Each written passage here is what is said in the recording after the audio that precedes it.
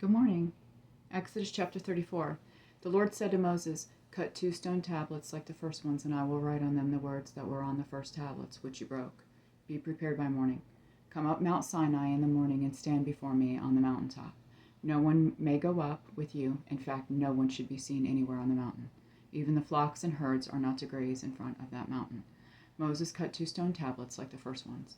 He got up early in the morning, and taking the 2 stone tablets in his hand, he climbed Mount Sinai, just as the Lord had commanded him. The Lord came down in a cloud, stood with him there, and proclaimed his name, the Lord. The Lord passed in front of him and proclaimed, the Lord is a compassionate and gracious God, slow to anger, and abounding in faithful love and truth, maintaining faithful love to 1,000 generations, forgiving iniquity, rebellion, and sin.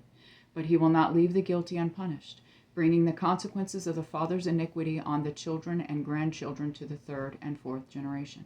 Moses immediately knelt low on the ground and worshipped. Then he said, "My Lord, if I have indeed found favor with you, my Lord, please go with us. Even though this is a stiff-necked people, forgive our iniquity and our sin and accept us as your own possession." And the Lord responded, "Look, I am making a covenant. In the presence of all your people, I will perform wonders that have never been done in the whole earth or in any nation. All the people you live among will see the Lord's work.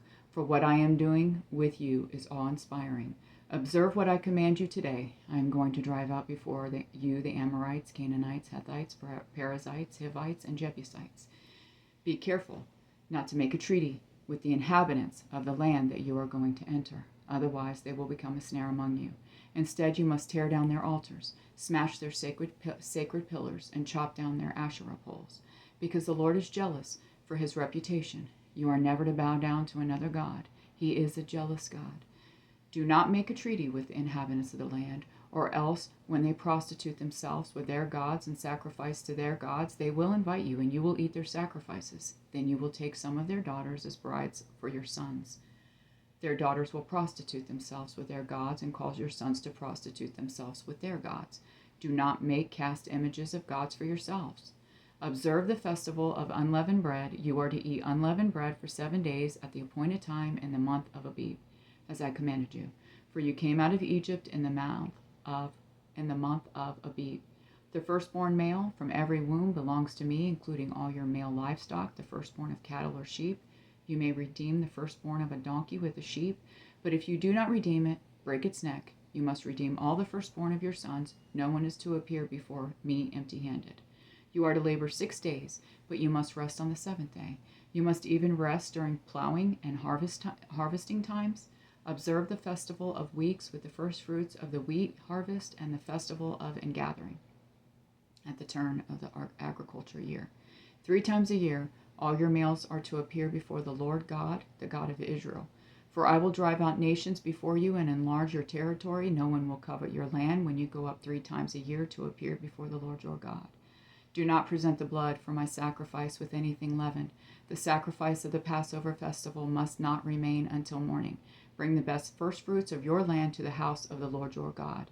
You must not boil a young goat in its mother's milk. The Lord also said to Moses, "Write down these words, for I have made a covenant with you and with Israel based on these words." Moses was there with the Lord 40 days and 40 nights. He did not eat food or drink water. He wrote the 10 commandments, the words of the covenant, on the tablets.